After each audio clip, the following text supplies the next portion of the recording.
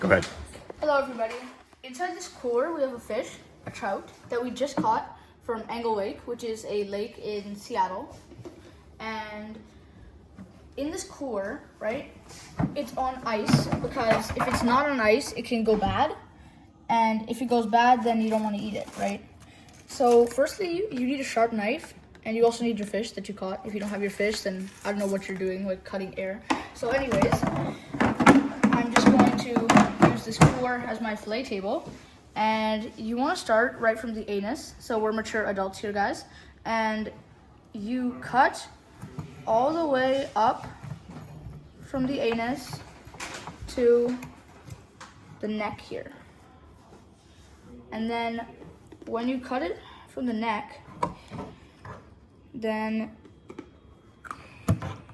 you go from the head and you make a cut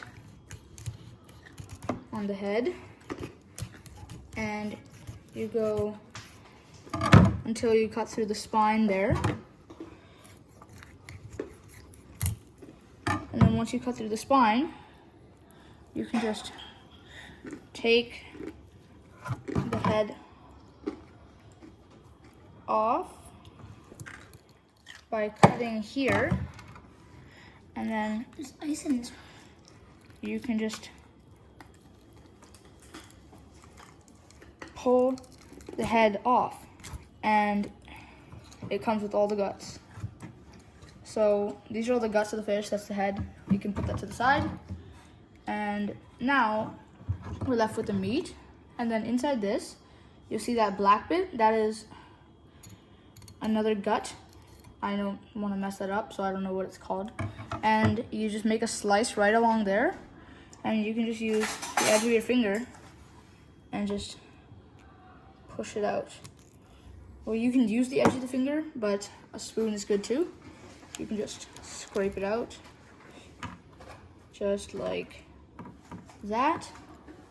And now, this fish I have here is only 9 inches long. It's not big enough to make a steak, right?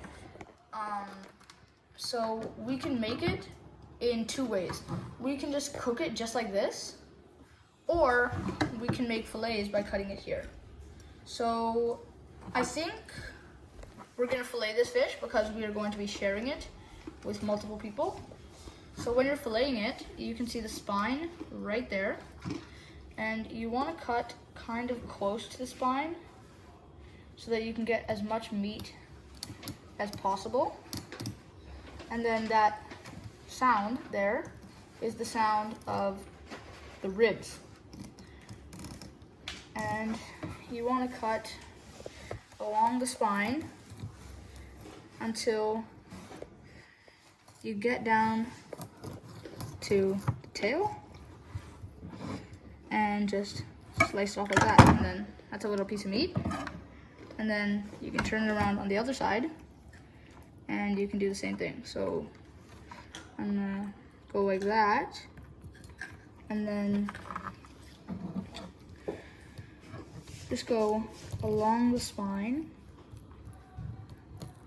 until you can put your hand here and just grab it. And this is not so slippery. And then you can just grab it here and cut along the spine. Oh my god, not enough meat on this fillet. This is like, the fish is so slippery and I can't get enough meat. So if this happens, I know what to do. So that's a little piece. And then we still have all this extra meat. And you can just cut it off in a different way. So just go like this. And cut through that. And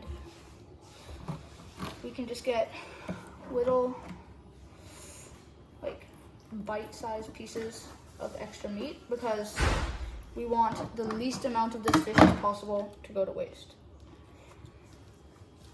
And even when you're done with this, you can still use it to like fertilize your garden, put it in your compost, and there's multiple ways that you can still use this fish even after it's gutted.